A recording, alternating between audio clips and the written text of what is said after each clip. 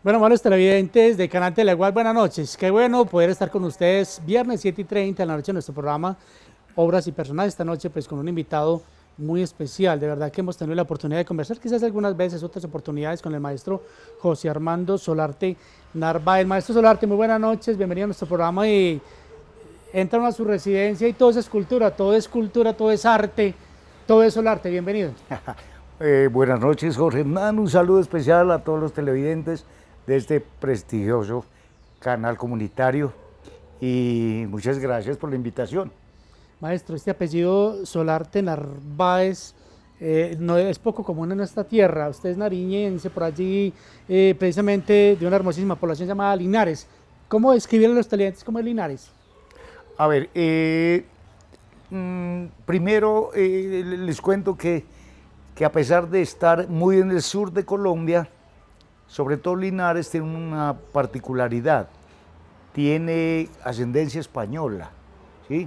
Empezando por su cofundador, Antonio Linares, uno de los, entre comillas, conquistadores menores, que casi no aparece en la historia de la conquista, estuvo por allá como escondido de los mismos indígenas, Antonio Linares, en el Cerro Linares que lleva su nombre. Dice la historia que él allá hizo vida marital con una india de una tribu, los motilones. Nosotros allá tenemos los abades y los motilones. Los abades porque vivían en cuevas como ermitaños, entonces un abad, usted sabe que dentro de nuestra jerarquía católica son los monjes, sobre todo que casi que ermitaños. Entonces los españoles los miraron que vivían en unas cuevas y les colocaron el nombre de remoquete de los indios abades. Y los motilones porque hay una fruta que usted, pequeñita como la uva, usted la come y queda los labios, la boca impregnada de ese pigmento morado, entonces se llama la fruta el motilón.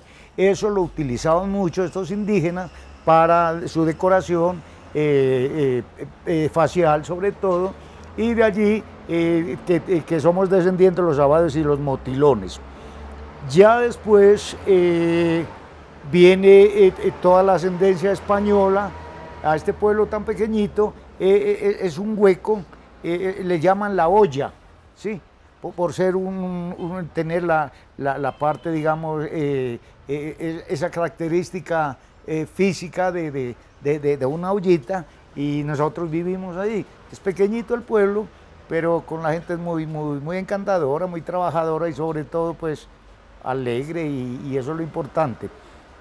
Los apellidos también vienen de ascendencia, es una composición entre español y un poco quechua, ¿sí?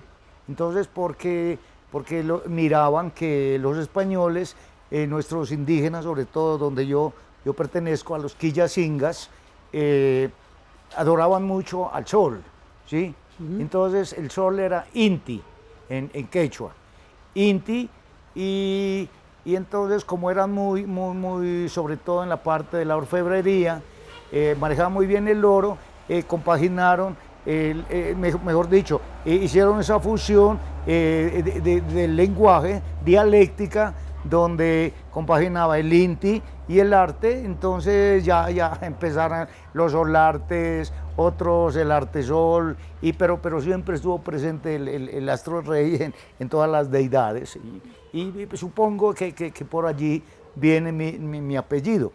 Pero hay otros apellidos ya muy bonitos y que también hacen parte de Montenegro, hace parte de todo de estas familias que nosotros.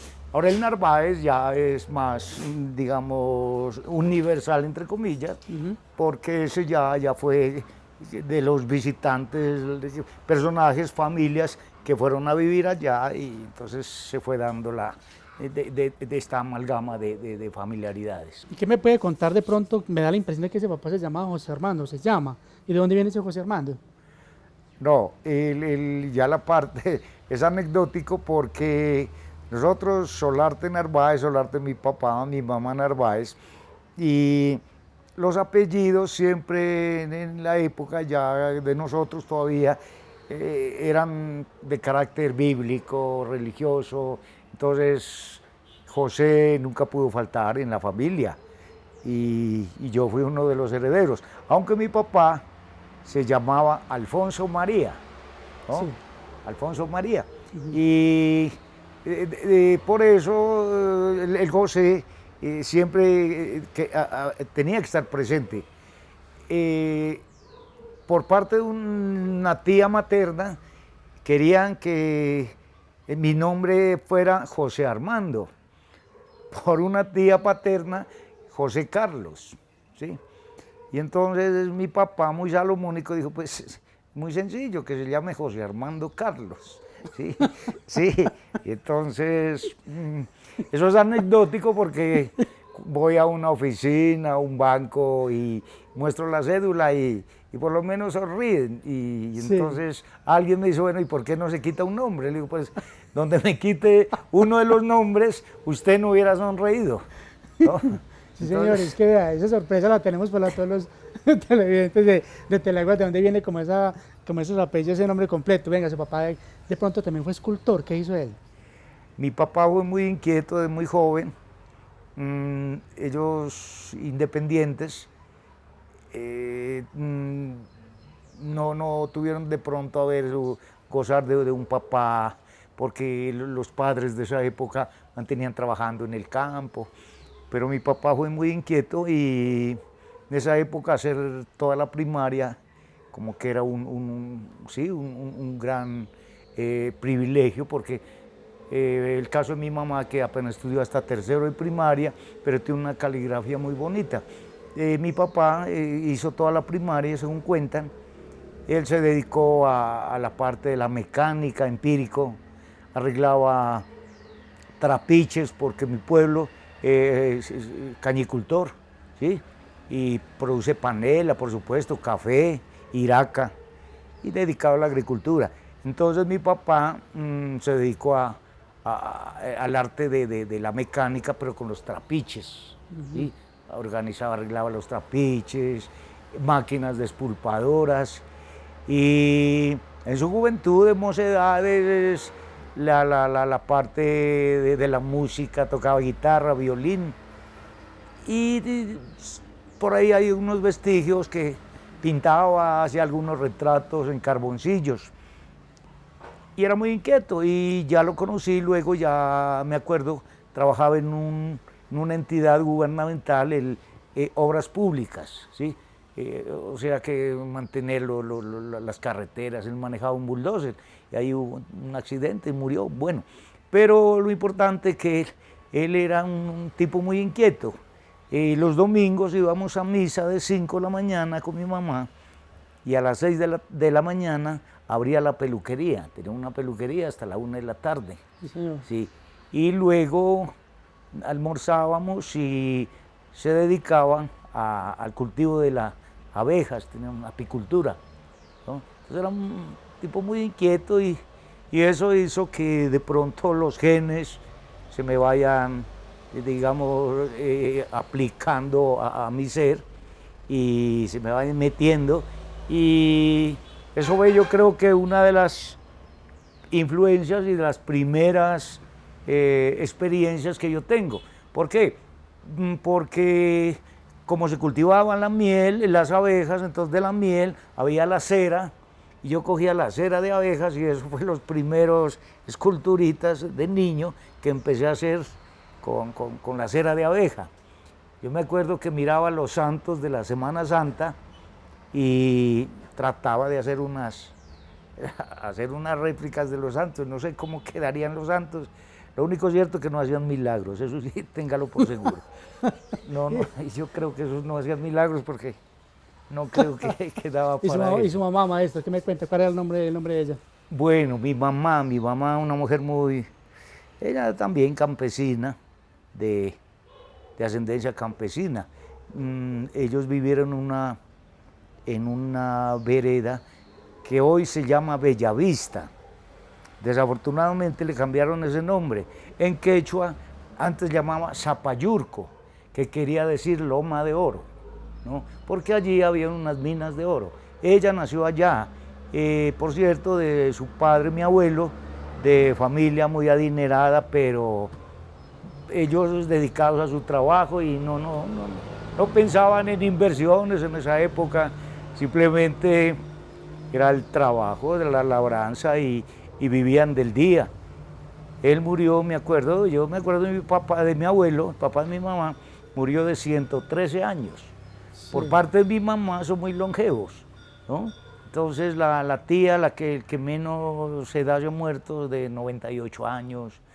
Afortunadamente mi mamá tiene, imagínense, es la última y es la última ya de la familia Narváez, tiene 90 años. 90 añitos. 90 añitos.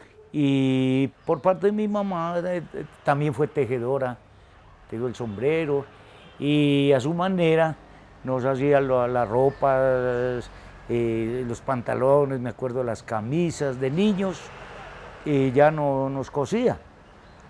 Y dedicada al hogar, y usted sabe, las madres siempre pendientes. ¿Y cuántos hermanos son, maestro? Somos 10 hermanos, 8 mujeres que todas pues están pendientes con sus familias, con sus hijos, pero siempre están pendientes de mi mamá, y 2 hombres, Alfonso y yo, que ocupo el 4º lugar en la familia. ¿Dónde tuviste la oportunidad de, perdóname, dónde tuviste la oportunidad de estudiar esa primaria? Imagino que en su tierra, y la secundaria, ¿cómo la hizo, maestro? Claro, a ver, yo la hice se llamaba Escuela Urbana de Varones, ¿no? Porque antes la de mujeres, que era diferente, entonces la de nosotros, la Escuela Urbana Nuestra Señora de las Mercedes. Allí hice la primaria.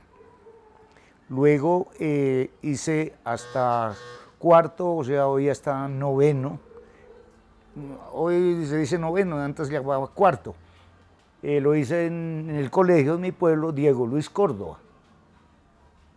10 y 11 lo hice esos 2, terminé el bachillerato en un colegio privado de religiosos, San Felipe Neri.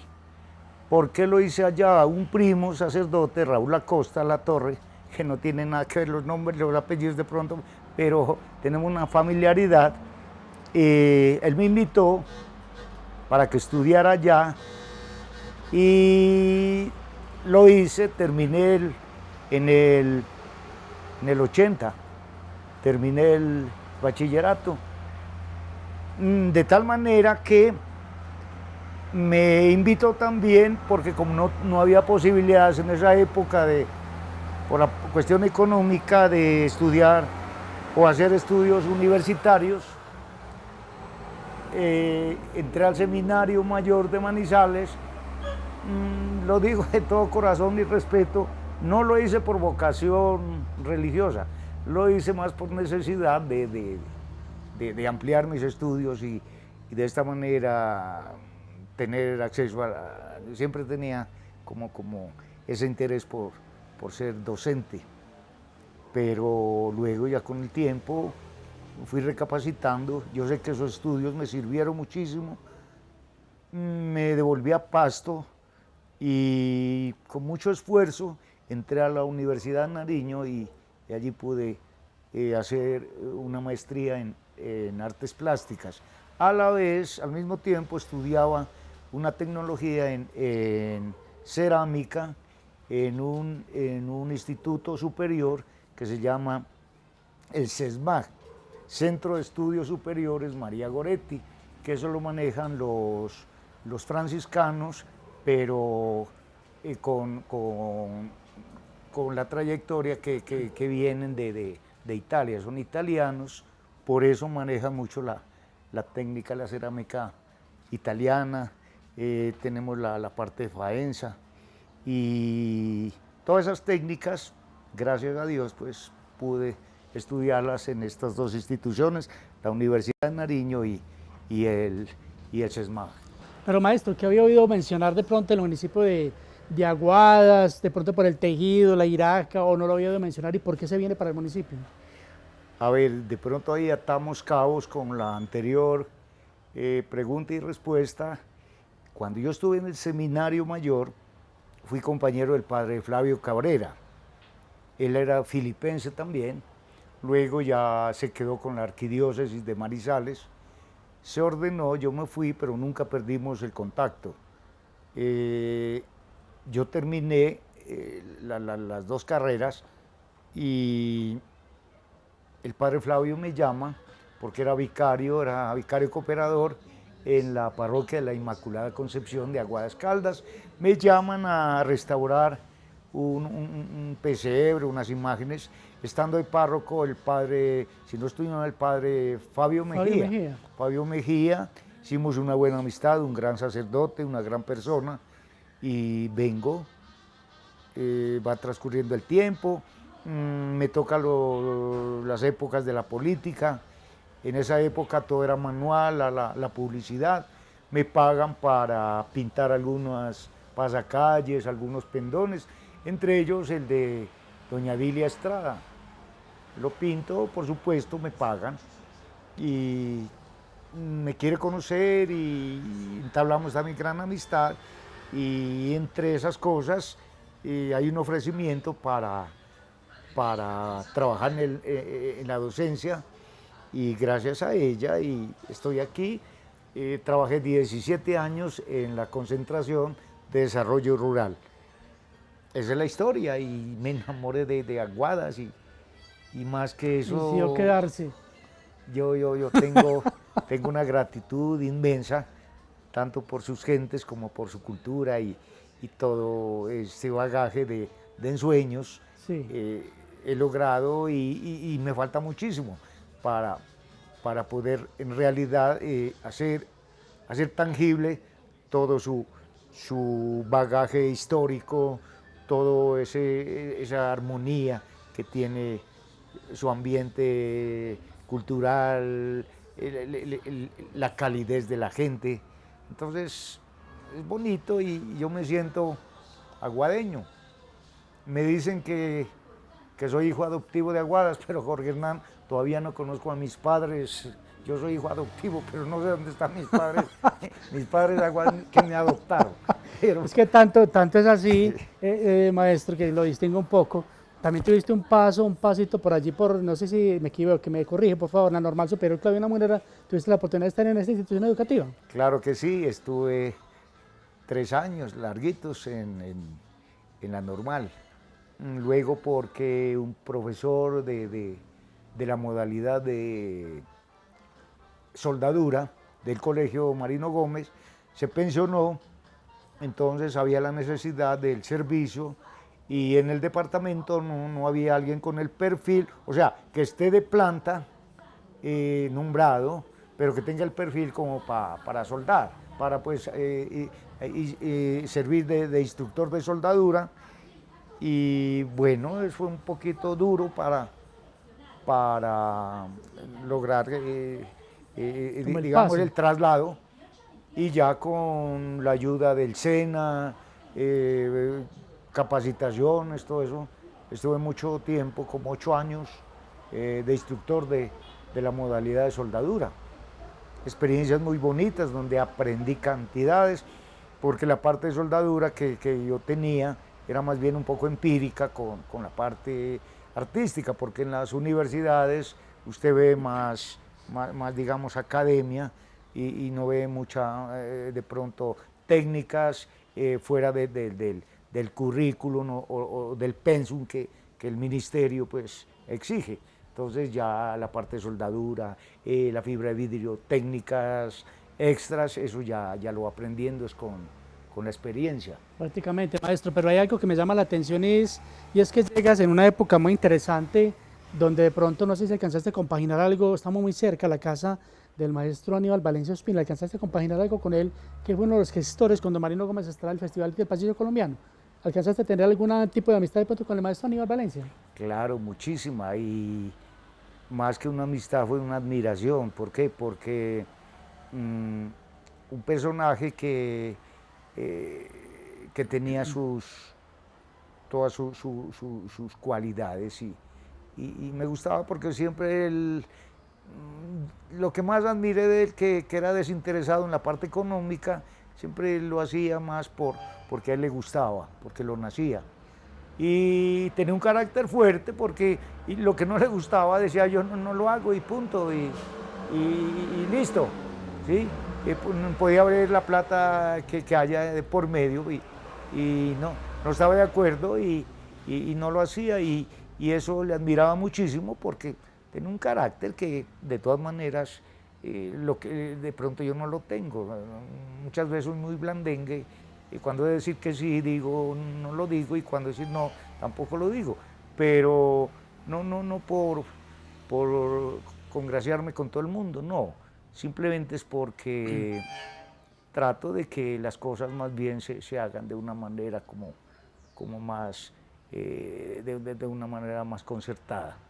Pero del maestro Aníbal son cosas muy bonitas que alcancé a conocer directamente de él, sus experiencias, sus proyectos, mi admiración por su pluma, su pensamiento, sobre todo sus escritos, espectacular. Y como todo, desafortunadamente, pues no nos podemos tener toda la vida, pero qué bueno que sin pasar por encima de nadie dejó una gran huella. Maestro, que de pronto, ¿cuál es como esa característica? De pronto recuerda esos festivales del pasillo colombiano y usted quería como mirar, condensar y plasmar su pensamiento, su idea, su arte, su impronta, en aportar algo al festival como tal. ¿Cuál fue como ese aporte que ha brindado el maestro Solarte en estos 30 años que va a cumplir el Festival del Pasillo Colombiano surgido en 1990? A ver, lo digo sin afán de vanagloriarme, pero sí hice escuela, sobre todo en el desfile folclórico. Cuando yo llegué en el 91, me tocó todavía la última fiesta, entre comillas, porque después hicieron mucho, de la Iraca. Me acuerdo una niña Salazar, fue la reina, yo le hice la carroza y ella no quería, le daba miedo subirse a la parte de arriba porque del planchón, porque yo miraba las niñas muy lindas, las colocaban en unas camionetas, unos carros de estacas que decimos, entonces les miraba únicamente la mitad del vestido, ellas iban con unas telas bonitas, pero no faltaba la mata de plátano, el café, una mata de plátano, de café, la imagen del Sagrado Corazón, una máquina expulpadora, pero no, es muy lindo, pero no me parecía justo que todos esos gastos y esas niñas tan bonitas no lucieran mucho mejor. Y yo pensé, pues la tradición no se la puede hacer, o sea, se puede seguir mostrando nuestra tradición cafetera, digamos la parte cultural, agrícola, campesina, pero con otros elementos mucho más estéticos, ¿no?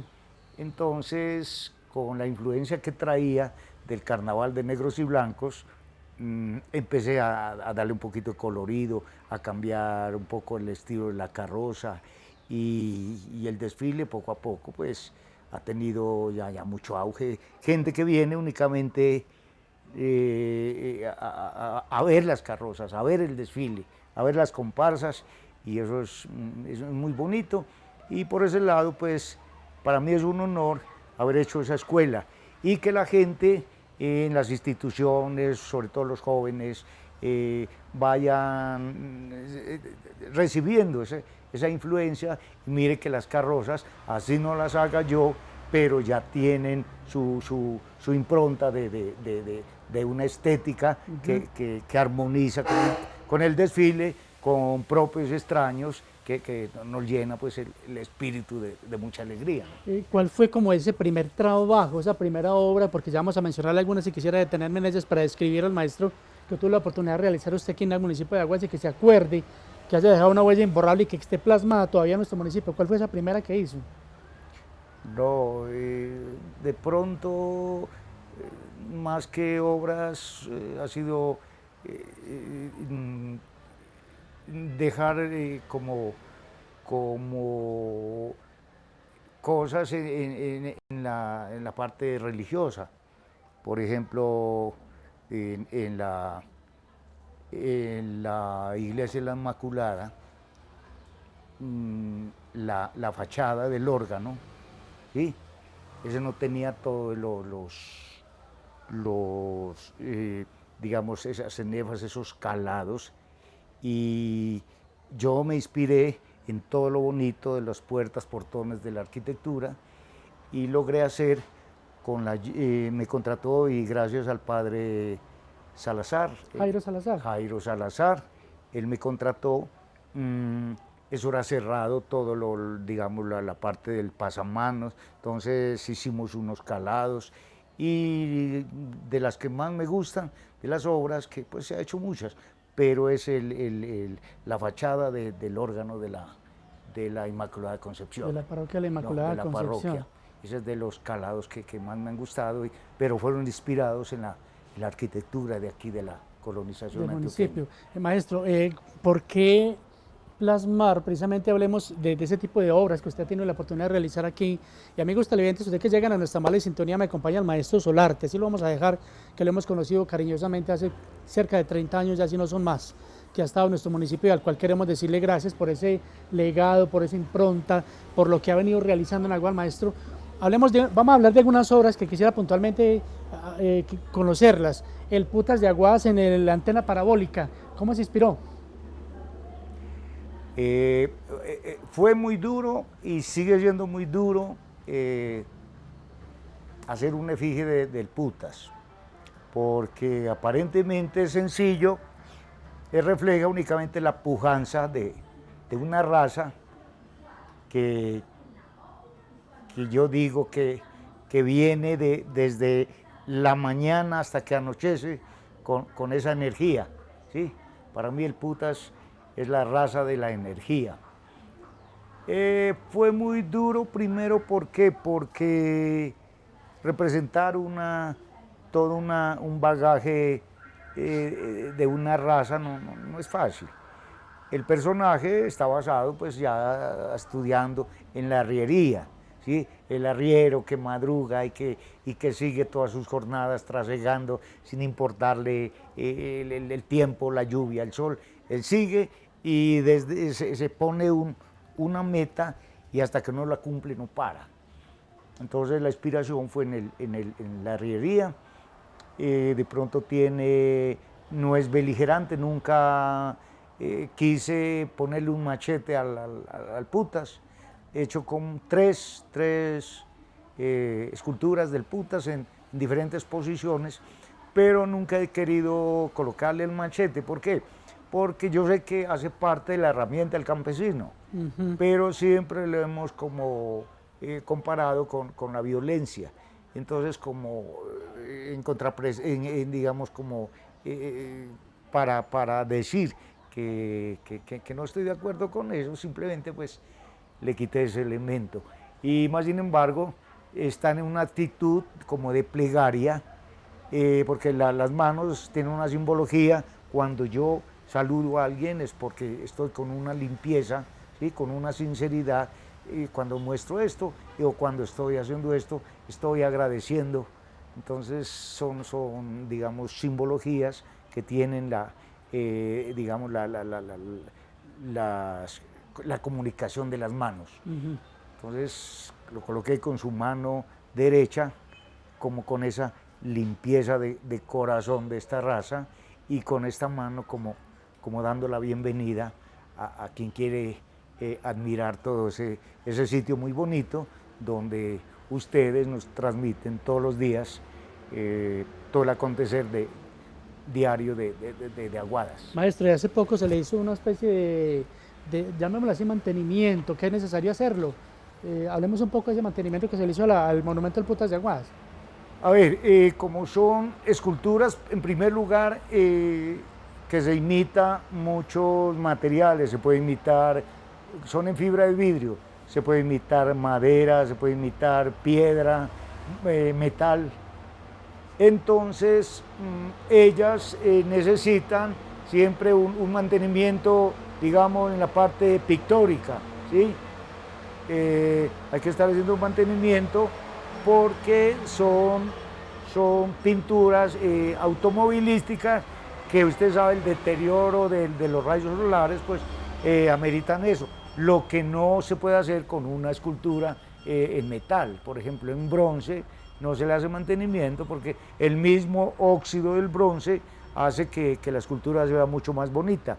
Pero ahorita pues es muy costosa, supongamos una escultura de estas que ahorita valga 20 millones, en bronce estaría costando alrededor de 150 millones, ¿no? Eso, o sea, que eso no se lo lleva el escultor, el que se gana todo eso es el fundidor, ¿no? Claro que Entonces, sí. ya con base en estas, digamos, en estos productos que van saliendo cada día mucho más, en primer lugar, menos costosos y en segundo lugar, mucho más fáciles de manejar y que no van en contravía con el medio ambiente. Por eso que he utilizado pues siempre todas las esculturas que usted ve en Aguadas son con base en fibra de vidrio y hacerles mantenimiento, que es lo más importante. Claro que sí, y inclusive llama tanto la atención, maestro, y es que en 1999, yo recuerdo un 3 de julio, en la primera entrega de los premios del Putas de Aguadas, se te otorgó precisamente la expresión manual como un reconocimiento, precisamente, y usted hizo la estatuilla. ¿Qué significó para usted recibir ese reconocimiento para decirle apenas con 8 años de estadía en el municipio, un hijo de Aguadas adoptivo que ya se ganó un reconocimiento importante por su trayectoria? Sí, a ver, fue algo muy bonito, eso me animó muchísimo, aunque Jorge Hernán, le soy sincero, no soy muy amigo de los premios, no soy amigo de los aplausos, ni soy amigo de las alabanzas. ¿Por qué? Porque a mí más me ha hecho y me sigue edificando son las críticas, por supuesto, constructivas y sobre todo que seguir con esa cotidianidad normal como todos. ¿Por qué? Porque usted ve y siempre de pronto es testigo de las esculturas, muchas o pocas, por ejemplo, que tengo en Aguadas, casi ninguna ni está firmada ni lleva mi nombre. Porque, digo, el autor no debe interferir en la historia del personaje que está representando. Yo estoy representando a los hermanos Hernández, pero no estoy contando que fue José Solarte el que hizo a los Hernández, no, eso es un segundo plano, porque yo tuve el honor de haber modelado ese monumento, pero no por eso tengo que interferir con mi nombre, no. Eso simplemente estamos rindiéndole un culto o de agradecimiento o qué sé yo, como de un recuerdo que nos dejó un legado, o nos dejaron un legado esos personajes, pero que son ellos, la historia, y uno no tiene por qué ser el protagonista de lo que no debe ser. Claro que sí, maestro. Otra obra importante suya la encontramos en el Parque de La Habana, para los televidentes que están conectados hasta ahora a través de nuestras redes sociales, en YouTube. Muchísimas gracias a ustedes por compartir con nosotros nuestro programa Obras y Personajes. Maestro, este monumento a la tejedora, ¿qué me cuenta? Bueno, ese es gracias al esfuerzo y a toda la voluntad y el empeño de la Sociedad de Mejoras Públicas. En esa época, en la presidencia de la señorita Elsie Marulanda. Para ellos mis más sinceros reconocimientos por toda la labor que toda esta gente hace por nuestro Aguadas, por su gente, ¿no? Y esta obra fue y ustedes obviamente pues está recordando una tejedora. Me decían que por qué una tejedora joven, porque nos olvidamos que las tejedoras envejecieron al servicio de la artesanía aguadeña, ¿no? Yo no veo que ninguna mujer empiece a tejer a los 80 años, pero sí a esa edad tiene toda la ciencia, todo el conocimiento del proceso y del sentir el producto y sobre todo de vivirlo en su corazón como es la iraca convertida en un sombrero. Por eso quise que ese monumento recordara a los jóvenes, a las jóvenes, que tejer es dedicarle la vida al mundo de Aguadas y sobre todo a ese mundo interior que con el mover de sus dedos va manejando lo que el corazón y el cerebro les va diciendo, ¿no? Entonces por eso es que quise, digamos, modelar la tejedora joven. El monumento alegórico a la música cerca aquí su residencia es otra de sus obras que queda plasmada para contemplar, iluminada, un trabajo muy arduo, muy dispendioso. ¿Qué nos puede contar? También un poco complejo, a veces que hay que hacer muchos, digamos, dibujar muchos trazos, hay que modelar muchas cositas para que vaya dando de pronto ya la armonía y sobre todo que una obra no tenga mucho que explicarla, sino que la obra diga lo que quiere decir. La alegoría de la música, una alegoría es un objeto que representa algo que puede ser un sentimiento, puede ser una actividad o simplemente algo que no hay otra forma de representarlo, sino con algo tridimensional. Por ejemplo, la paz, la alegoría es la paloma, del amor, la alegoría es el corazón. Entonces yo quise que esta música, lo alegórico sean los Hernández, ¿no? Y los puse en un mundo donde ellos, digamos, se inspiraron y sobre todo lograron descifrar esa dimensión donde ellos vivieron. Yo me ponía a mirar de pronto los gaticos, los animalitos, o los niños ven algo redondo, un balón, y ellos empiezan a jugar. La idea era que ellos estuvieran interpretando en ese mundo, pero entonces yo los puse como en actitud lúdica, ¿no? Entonces lúdica, como que se estuviera dando vueltas del mundo y ellos felices, inspirándose, eso es lo que significa. Entonces le coloqué el mundo musical de los Hernández, pero como la música es un orden, la música es pasión, la música es amor, le coloqué a alguien que estuviera como marcando la pauta, dirigiendo ese mundo musical, que no es algo que se fue y no tiene ruta, ¿sí? Es algo, entonces, la mujer es armonía, la mujer es todo, es amor, es orden, ¿sí? Y allí está, no es un ángel, pero está ataviada con lo característico de la coreografía del pasillo, ¿sí? Y está en posición de dirigir algo musical. Espectacular, es un monumento que nos quedará aquí como un gran legado de este gran hijo de nuestro municipio de Aguadas, el maestro José Armando Solarte Narváez. Maestro, hablemos del policía guardián. ¿Cómo surgió como esa idea? Y estaba en deuda porque hace poco tuve la oportunidad de restaurarlo. Sí, a ver, el policía guardián fue una iniciativa del comandante o Bustamante, no recuerdo el nombre, un tipo muy cívico, y el comercio le colaboró muchísimo. La alcaldía en esa época, doña Lucida Alba también colaboró, yo colaboré con la mano de obra. Se recolectaron un poco de armas blancas, machetes, navajas, cuchillos, y en el departamento, y con base en eso se hizo el policía guardián. Tiene fibra de vidrio, tiene armas blancas que hacen parte también de la estructura, que no se ven, pero el policía guardián es una escultura donde intervinieron los estudiantes de soldadura, y todo eso fue una experiencia muy bonita. De pronto lo anecdótico fue que muchos años estábamos bajándolo con un diferencial y se rompió el soporte, la madera que estaba sosteniendo la escultura, y cayó de 1 metro, se desplomó, tuvo mucha, o sea, sufrió mucho la estructura, se deformó algo la parte de la anatomía, ¿sí?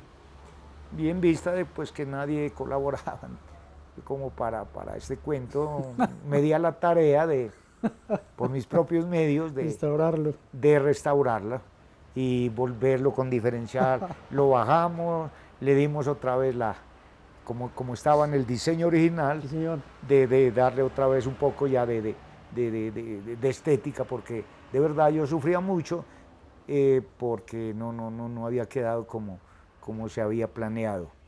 Pero gracias a Dios creo que ya quedó muy bien. Se logró hacer precisamente algo muy bonito, muy especial, pero cuando la Tierra detuvo al mundo, fue algo que nos paralizó y que a usted se le ocurrió.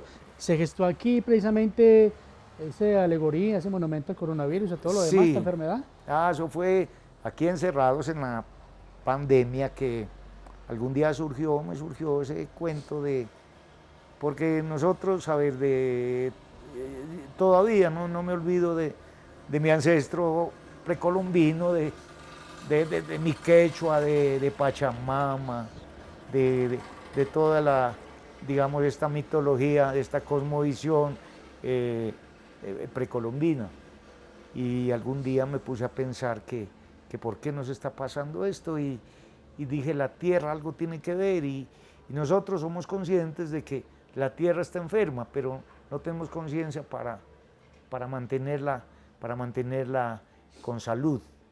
Y me surgió, yo dije, la Tierra, aquí encerrados, ¿quién? Pachamama es la que nos tiene así. Entonces surgió una escultura cuando la Tierra detuvo al mundo, ¿no?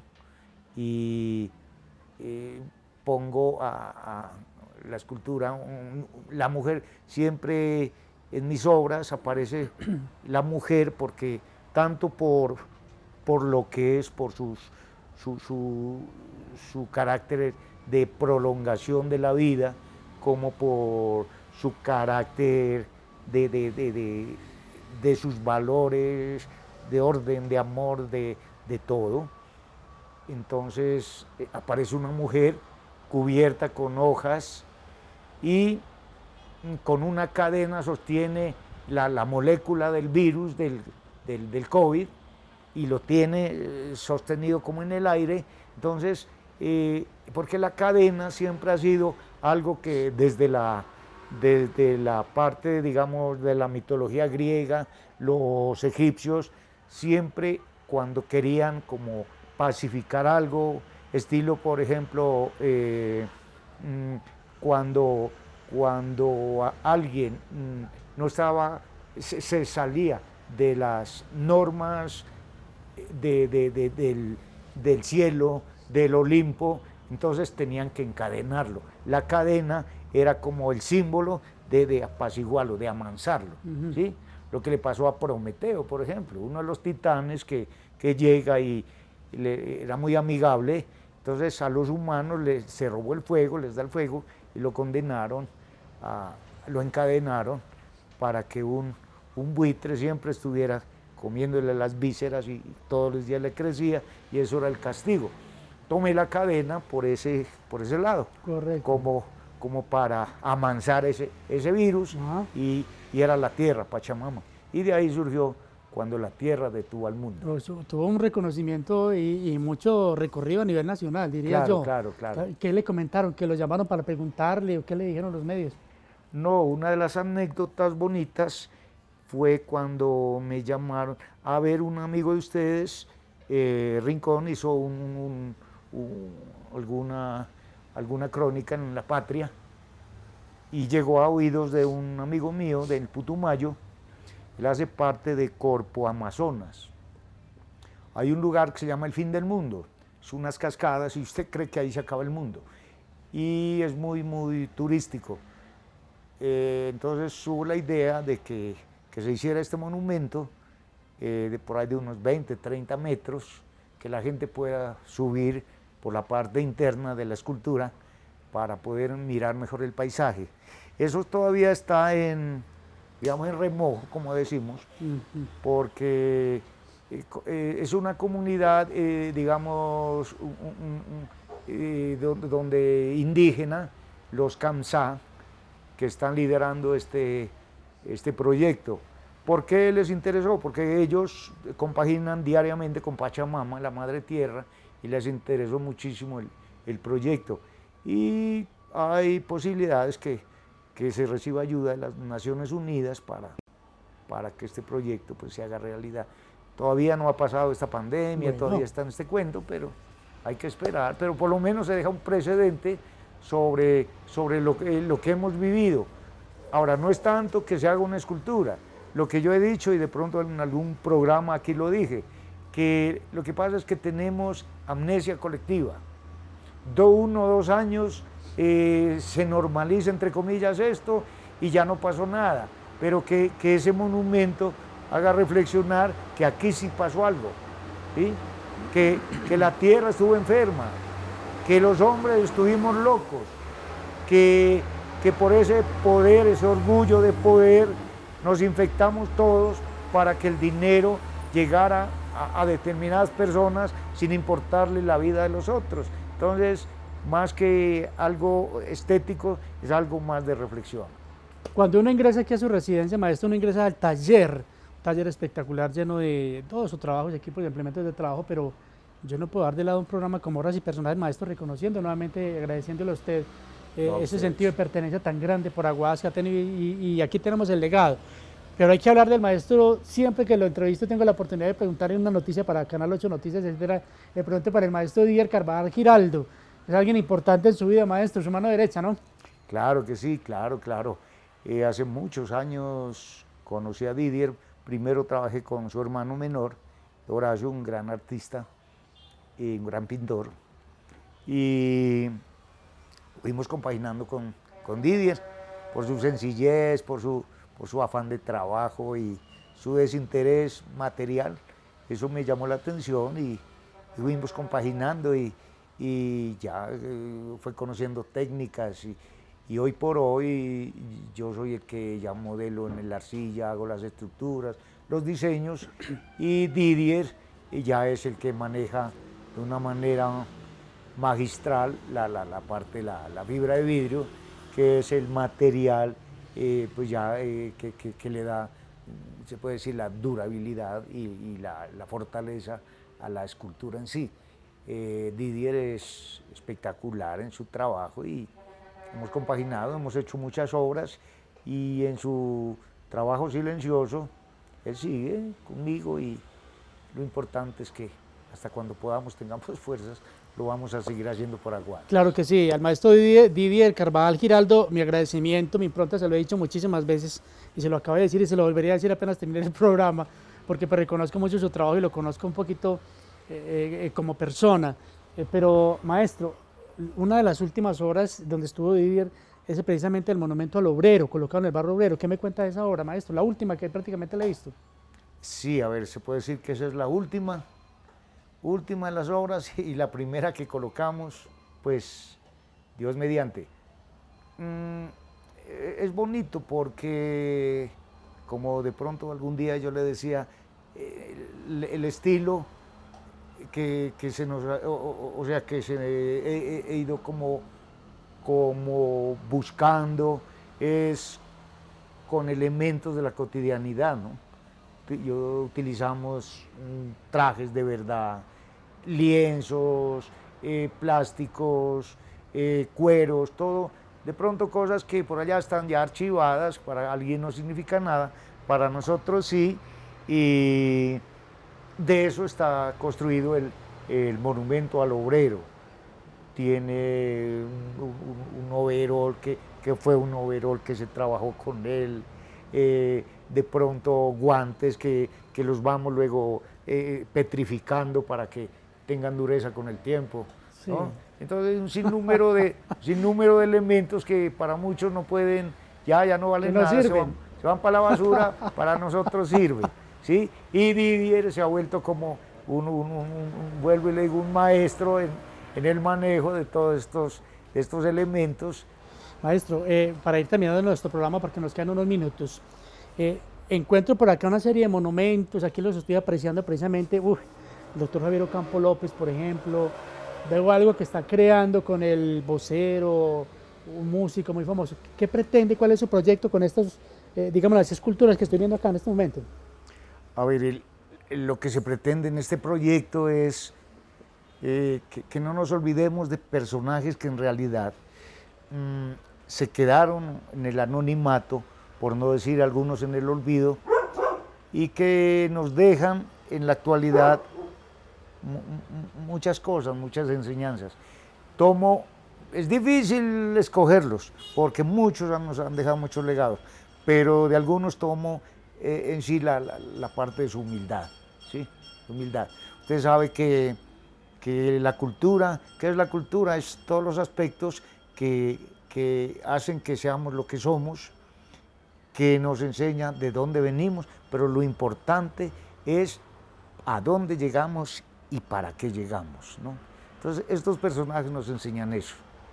Por ejemplo, Pedro Villegas, en medio de su humildad, ser el último vocero, que sin importar que ya le estaba pisando los talones la tecnología, él con su embudo seguía trabajando, haciendo sus perifoneos, el voceador.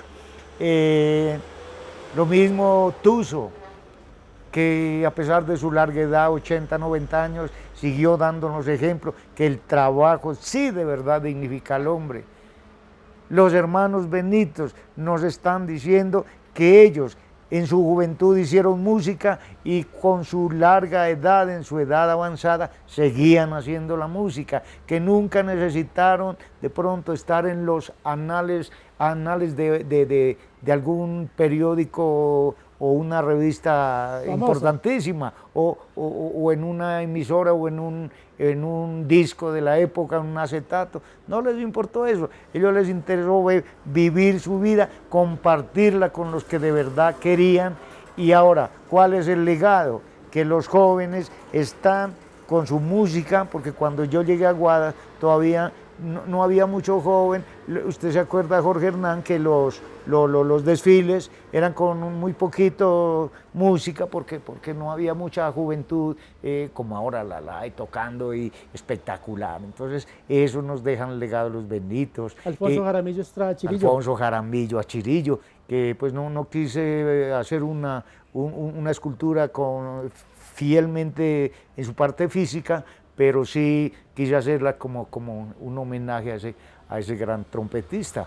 Y así hay muchos la Riería, por ejemplo, y Manuela, que me imagino una mujer trabajadora, y ojalá pues, se ve que la gente pueda tenerlos en las calles, pueda disfrutarlos, y por qué no seguir aprendiendo, que eso es lo importante de la historia de Aguadas, que no nos olvidemos de que detrás de ellos y delante de ellos hay mucha gente, hay muchos putas de Aguadas que se nos están quedando en el anonimato. Me estás hablando de un proyecto de ornamentación con estas esculturas en el municipio, ¿eso es lo que le entiendo? Esa es la idea. De pronto voy a seguir hablando con el señor alcalde, que es una persona muy accesible, muy comprometida con su pueblo, y esa es la propuesta con la venia de él, a ver si podemos seguir instalando esculturas, pero con ese fin, no de decorar, sino que realmente se vuelva una historia viva, que está todos los días como un libro abierto, diciéndole a los jóvenes que Aguadas viene de un pasado y que está en un presente, que el presente son ellos, los jóvenes. Para terminar, maestro, tengo una pregunta por aquí en el tintero, como siempre lo digo, Teleaguadas 25 años. Sabes que en este año estamos cumpliendo estos 25 años de servicio a la comunidad, tenemos en esta cámara, este lente mágico, personajes como usted, que han pasado muchísimo por nosotros en nuestro programa Obras y Personajes. ¿Qué significa para usted precisamente Teleaguadas 25 años y Obras y Personajes, guardando en el archivo todas estas memorias históricas de las cuales estamos hablando? Claro, no, Teleaguadas es simplemente el sueño que todos los días se repite para que uno no se olvide. Eso es Teleaguadas, el sueño que todos los días se repite para que uno no se olvide. Entonces, allí está la memoria de nosotros, Teleaguadas, y todos los días, todos tenemos que ver con este canal, y sobre todo pues con ustedes que que lo hacen con su profesionalismo, que todos los días aprenden más, y nosotros por medio de este canal aprendemos nosotros, y de verdad más que mi felicitación, mi reconocimiento y mi agradecimiento a toda la labor que ustedes hacen. ¿Qué le está dejando el maestro Solarte a las nuevas generaciones, a esos niños pequeños que están en la escuelita jugando con plastilina, que en casita de pronto hacen con colores, con témpera, rayan una pared, hacen eso? ¿Qué le deja el maestro Solarte a estas nuevas generaciones? A ver, afortunadamente ya son 2, 3 años que sigo de docente también en la primaria. Es muy gratificante trabajar con estos niños. ¿Cuál es mi labor? Es enrutarlos por el camino de que la vida es eso. La vida, en primer lugar, es sin mortificaciones, que la vida, como dice la película, la vida es bella, sin dejar atrás muchas cosas, pero que esa vida debe ser así, sin ponerle mucho nudo y muchos problemas. La clase de artística, yo siempre les digo, no es como la clase de español, o la de religión, o la de matemáticas. La clase de artística es el momento de asombro que tienen ellos consigo mismo. ¿Qué quiero decir? Donde ellos se olvidan de sus problemas y así estén solamente pintando, están enrutando. O sea, yo como profesor de artística no pretendo que ellos sean artistas, pero que sí, por medio de la expresión artística, logren un sentido y darle sentido a lo que ellos están haciendo. ¿Y qué es darle sentido a lo que ellos están haciendo? Ser alegres, ser felices, sin olvidarnos de las tareas, de las responsabilidades, pero la clase artística es eso, es la lúdica, donde yo les propongo que el ambiente sea dinámico de compartir, y allí estamos dando sentido a lo que estamos haciendo. Maestro Solarte, a nombre de todo este público que nos observa en redes sociales, de todo el equipo de trabajo de Teleaguas y con la Cámara de Santiago, el que precisamente viene trabajando con nosotros, muchísimas gracias a usted por su legado, gracias, de verdad que el aporte, lo que hemos aprendido, no solamente la amistad, sino como ese cariño, esa entrega, esa generosidad para nuestro municipio. Usted queremos reconocerle con nuestro programa, en esta noche precisamente, nuestro programa Obras y Personajes, todo lo que ha venido realizando. A usted en Dios le pague y gracias. No, a ustedes de verdad que muchas gracias, y yo siento que Aguadas ha sido, es y seguirá siendo lo que es un cúmulo de cultura, y sobre todo con gente con esa calidez especial aquí en el norte de Caldas. Muchas gracias a ustedes. Bueno, amigos televidentes, muy amables, una feliz noche, que descansen. La cámara viajera de Santiago Ramírez, nuestro camarógrafo, en la edición de Francisco Javier Mazo Suárez. Renan Ramírez Torres les dice a ustedes hasta una próxima oportunidad.